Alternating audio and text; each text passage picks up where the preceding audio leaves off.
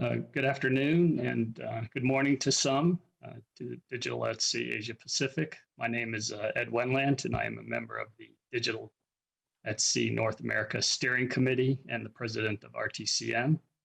I would like to thank the Secretariat for the opportunity to provide an update on Digital at Sea North America. And I would also like to convey my regrets that I was unable to attend the conference in person, and I very much appreciate the accommodations made to support this presentation. And thank you for the kind introduction, Jamie.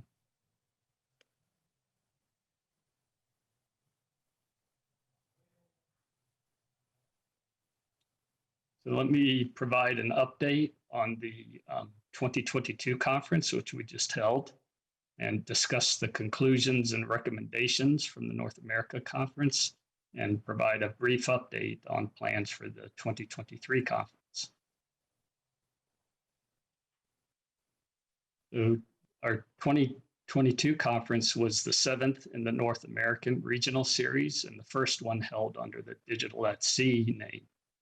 It was held live in Tampa, Florida on the 11th and 12th of May and was attended by over 60 delegates from government, industry, and academia, representing 7 countries.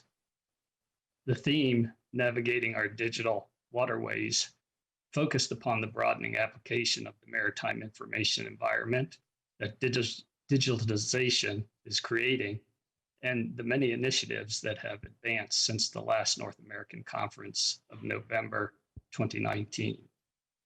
There was much news to share, and we had an excellent array of speakers, and we're especially privileged to have the Secretary General of IALA, the Director of Marine Transportation for the U.S. Coast Guard, the Director for Marine Navigation Programs for the Canadian Coast Guard as speakers.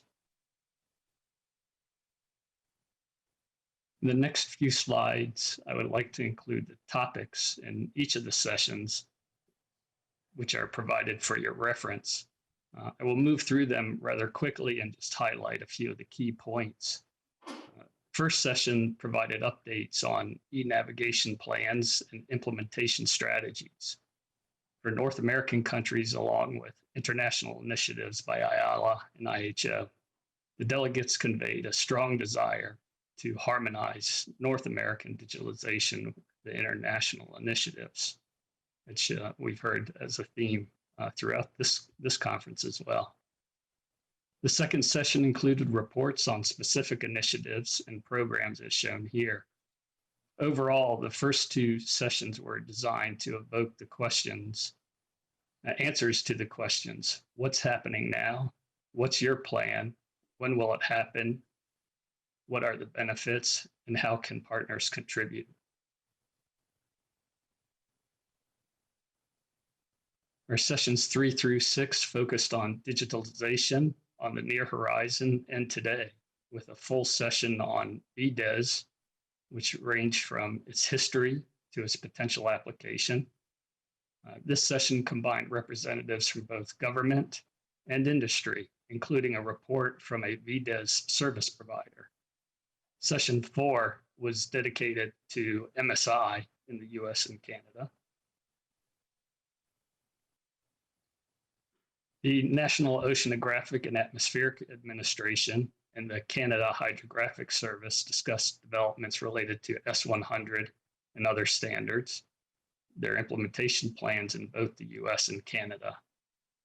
Session 5 also included presentations from 2 marine exchanges, the Marine Exchange of Alaska and the Marine Exchange of Los Angeles Long Beach. Alaska reported on its implementation of MSI over AIS, and LA Long Beach provided insight into how a queuing system was developed to reduce the number of vessels loitering offshore in anchorages and in drift zones. This problem was particularly acute as the US economy rebounded from the pandemic, with a peak of 86 vessels loitering offshore in November of 2021. This was creating concerns for vessel safety, air quality, and wasteful fuel consumption as ships raced across the Pacific just to be the next in the queue. In other words, it was hurry up and wait. For those of you that ever served in the military, you're quite familiar with this. Implementation of the new queuing system, however, was extremely successful, with 0 container ships drifting or loitering by February of 2022.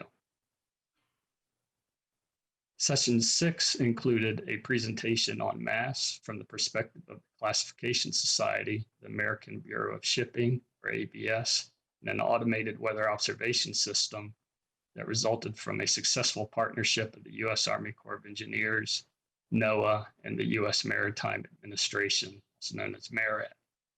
The conference closed with a workshop that produced conclusions and recommendations from the conference. Together, the delegates produced 16 conclusions from the workshop. They're listed on the next 3 slides for those of you that may be interested. In the interest of time, I'll just highlight a few that I thought confirmed the high level of engagement, readiness, and enthusiasm for digitalization that we heard expressed throughout the conference.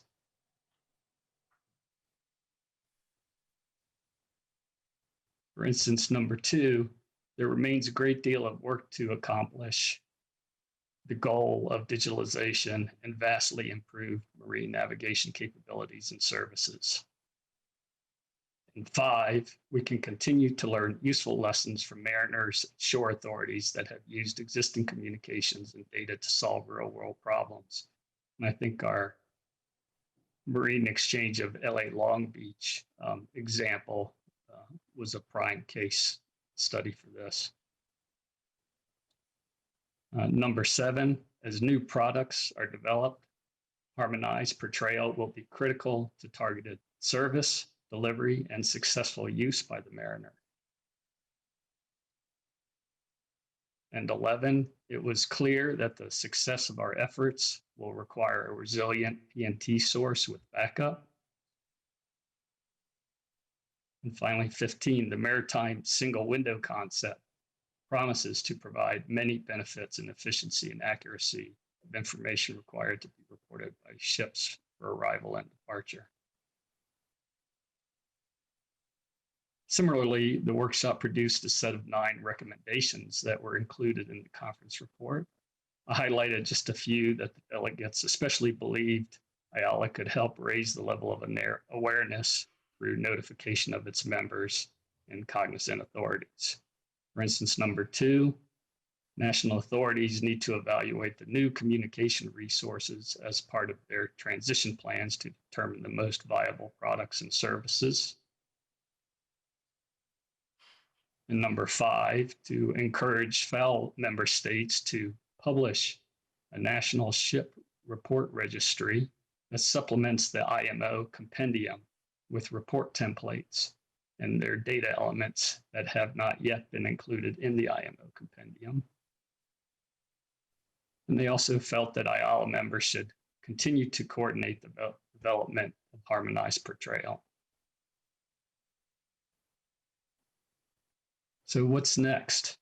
Our plans for the future are to make sure we deconflict the proximity of our event with the Digital at Sea Asia Pacific and the Digital at Sea International, primarily by planning sessions in the late spring. We plan to alternate conferences between the US and Canada and coordinate more closely with the Canadian Mariners Workshop, and then also seeking to introduce Mexico into the mix. For 2023, the tentative dates are the 12th through 18th of April, which may shift a week sooner or later. The location is Montreal, which has excellent access for those traveling internationally. And we expect to firm up the details no later than the 30th of September, and we'll publish them as soon as possible.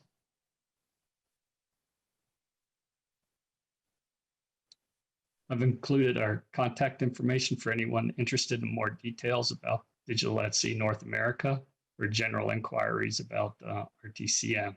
Again, I'd like to thank the Secretariat and panel members for including Digital at Sea North America in this session. And with that, pass the session back to our host.